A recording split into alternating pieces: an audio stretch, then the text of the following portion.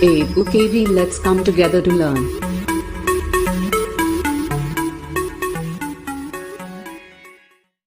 नमस्कार दोस्तों, मैं मृत्युंजय सिंह आपका अपने YouTube चैनल एडुकेवी में स्वागत करता हूं। दोस्तों, जैसा कि आपको मालूम है, सीबीएसई इस पेंडेमिक कोविड-19 के कारण सीबीएसई का सिलेबस 33% अराउंड डिक्रीज़ करने वाली थी, रिड्यूस करने वाली थी। वो उन्होंने उसको रिड्यूस कर दिया है और उसको उन्होंने पब्लिश कर दिया है। सिलेबस को, रिवाइज सिलेबस आपके पास रखा हुआ है। ये मैं आपको उसमें से कौन कौन से पोर्शन किस किस चैप्टर से रिड्यूस किए गए हैं वो मैं यहाँ पर आपको बताने जा रहा हूँ। देखिए दोस्तों, सबसे पहला जो हमारा चैप्टर था सॉलिड स्टेट, इस सॉलिड स्टेट चैप्टर को इस साल इंक्लूड किया गया है 2021 के लिए, लेकिन इसमें से भी उन्होंने कुछ पोर्शंस को डिडक्ट कर दिया है, रिड्यूस कर दिया है। जैसे electrical and magnetic properties, band theory of metals, conductor, semiconductor, insulator, n p type of semiconductors, इसको उन्होंने पूरा सिलेबस से निकाल दिया है सॉलिड स्टेट चैप्टर से। सॉल्यूशंस में से abnormal molecular mass and van't Hoff factor, इसको इन्होंने डिलीट कर दिया है, रिड्यूस कर दिया है इस सॉल्यूशन चैप्टर में से। एक्चुअली ये इसमें 5 मार्क्स के क्वेश्चंस बनते थे, बड़े न्यूमेरिकल क्वेश्चंस आते थे, तो इसको इन्होंने डिलीट कर दिया है। नेक्स्ट हमारा इलेक्ट्रोकेमिस्ट्री चैप्टर है। इसमें इन्होंने नॉन इंपॉर्टेंट चैप्टर था, अनइम्पॉर्टेंट था सॉरी, ये जैसे lead accumulator, fuel cells, corrosion, law of electrolysis, elementary idea, then dry cell, electrolytic cells and galvanic cell, इन सारे टॉपिक्स को इन्होंने रिड्यूस कर दिया है हमारे सिलेबस में से।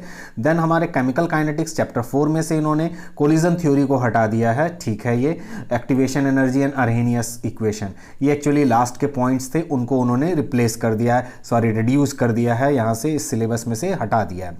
फिर हमारा नेक्स्ट चैप्टर है सरफेस केमिस्ट्री। सरफेस केमिस्ट्री का उन्होंने बहुत सारा चैप्टर तो रहने दिया, उसमें से कुछ चैप्टर्स के पॉइंट्स उन्होंने डिलीट कर दिए हैं। जैसे इमल्शंस हटा दिया उन्होंने, कैटेलिसिस हटा दिया है, फिर एंजाइम कैटेलिस्ट, और ये सारी चीज़ें इन्होंने हटा दी हैं यहाँ से।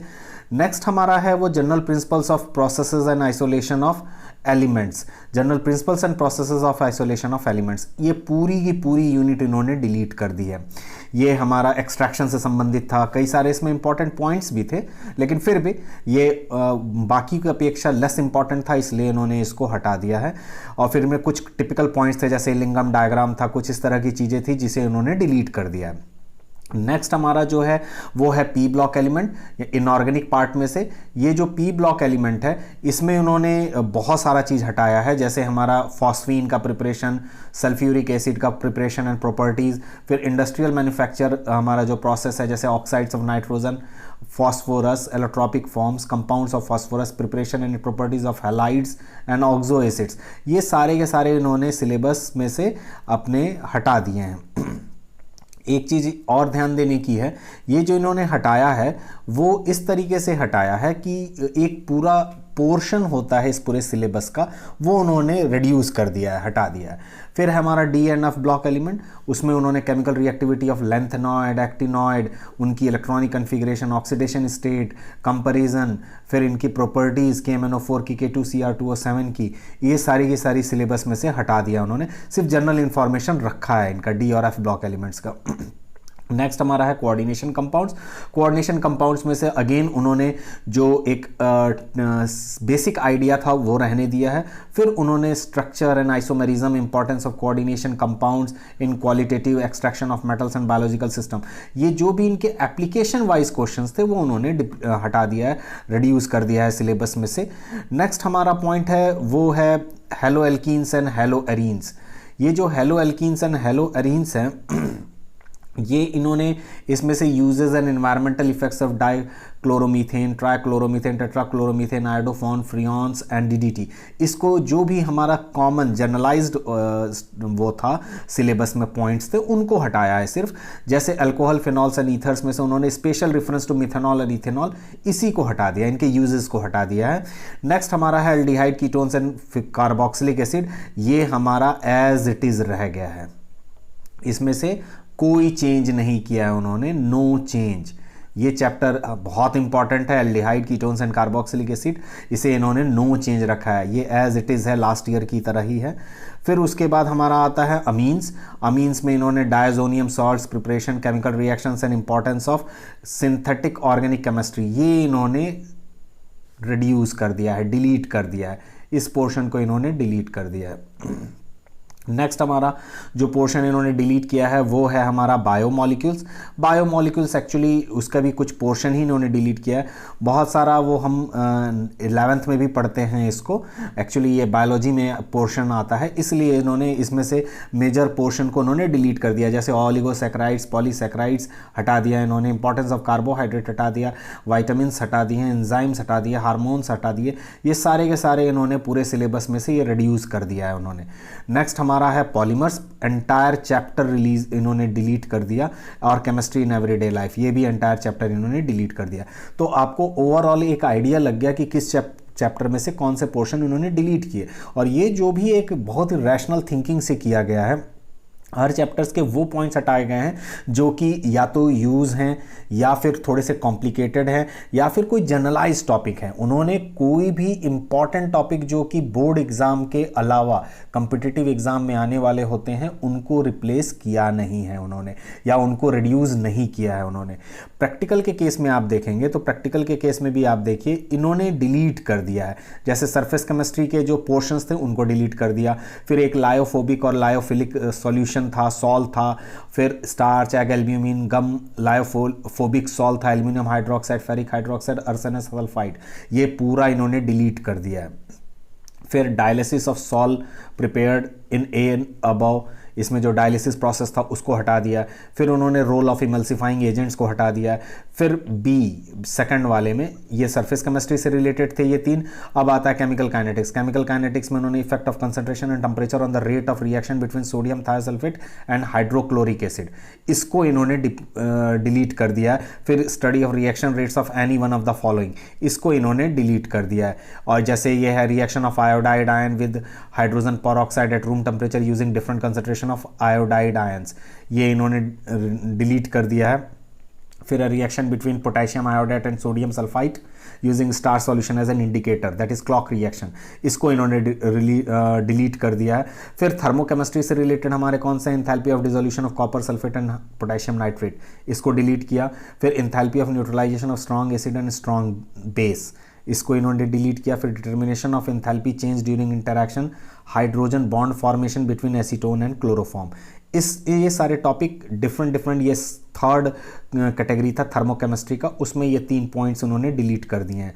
फिर हमारा आता है नेक्स्ट है हमारा इलेक्ट्रोकेमिस्ट्री।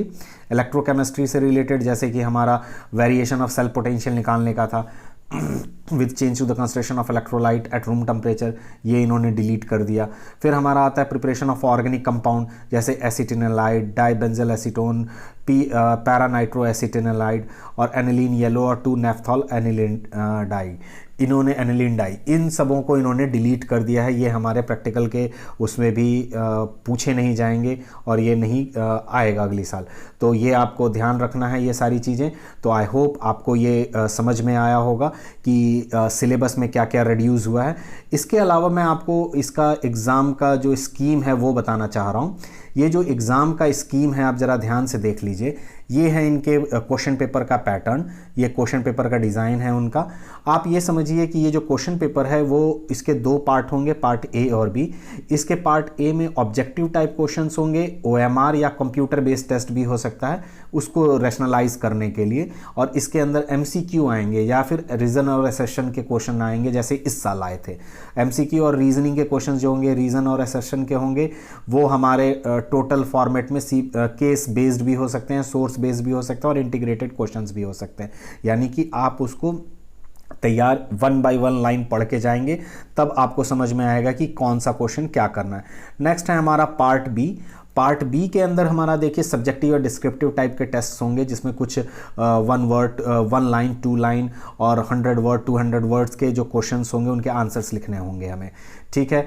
फिर एक चीज़ और, इसके अंदर नो चैप्टर वाइज वेटेज और care to be given to cover all the chapters, ये एक बहुत बड़ी चीज़ है, ये सबसे बड़ी चीज़ है यहाँ की। कोई चैप्टर वाइज वेटेज नहीं उन्होंने दिया है, जबकि बायो में उन्होंने वेटेज दिया है और केमिस्ट्री में उन्होंने कोई चैप्टर वाइज वेटेज नहीं दिया गया है। इसके अंदर सारे चैप्टर्स इंक्लूड किए जाएंगे, इसमें कोई स्पेसिफिक नहीं है।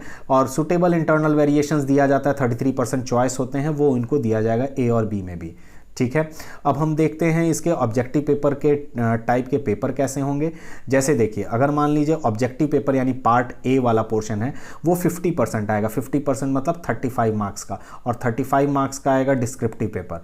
तो जो 35 मार्क्स के आएंगे वो कैसे होंगे, जैसे ऑब्जेक्टिव है, ऑब्जेक्टिव में 1 मार्क्स के क्वेश्चन भी आ सकते हैं, 2 मार्क्स के भी आ सकते हैं। तो 1 मार्क्स के 19 क्वेश्चन आएंगे, जिसका परसेंटेज देखिए अराउंड 55% है, और 2 मार्क्स के हमारे 5 क्वेश्चन आएंगे, 5 आएंगे, टोटल 10। और 3 मार्क्स के जो केस बेस्ड होगा वो हमारा आएगा, 2 क्वेश्चन आएंगे, दैट मीन्स 6।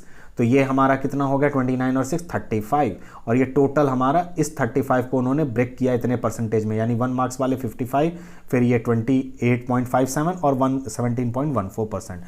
उसके बाद हमारा आता है डिस्क्रिप्टिव पेपर। जो डिस्क्रिप्टिव पेपर है दैट मीन्स पार्ट बी, इसके अंदर हमारा नॉर्मली क्या करेंगे, वो शॉर्ट आंसर टाइप के क्वेश्चंस पूछे जाएंगे, जिनमें 2 मार्क्स के, 3 मार्क्स के और 5 मार्क्स के, 2, 3 और 5 मार्क्स के क्वेश्चंस आएंगे। जो 2 मार्क्स के क्वेश्चन आएंगे वो सिर्फ 4 आएंगे, तो टोटल 8 मार्क्स हुए। 3 मार्क्स के भी सिर्फ 4 आएंगे, वो होंगे 12 मार्क्स के। देन 5 मार्क्स के 3 आएंगे जो कि होंगे 15 मार्क्स के। इनका भी सम हो गया 35 और ये हो गया 100%। तो एक चीज़ इसकी टेक आप ये ले लीजिए, इसका पूरा निचोड़ इन पूरी बातों का ये है कि आपको जो मेन एम्फेसिस देना है वो इस ऑब्जेक्टिव टाइप के क्वेश्चन को देना है। दैट मीन्स ये आपका पूरा का पूरा मेजॉरिटी क्वेश्चंस आपके सॉल्व कर देगा। लेकिन इसमें एक चीज़ परेशानी है, आपको पढ़ना होगा line by line. NCERT book को आपको पूरा लाइन बाय लाइन पढ़ना होगा, तभी आप ये ऑब्जेक्टिव टाइप के क्वेश्चंस या केस बेस्ड टाइप के क्वेश्चंस को सॉल्व कर पाएंगे। तो इसलिए दोस्तों, आप मन लगा के एक एक लाइन बाय लाइन एनसीईआरटी की एक एक लाइन पढ़ जाइए, और आई होप कि आपके एग्ज़ाम्स बहुत अच्छे जाएंगे। Please subscribe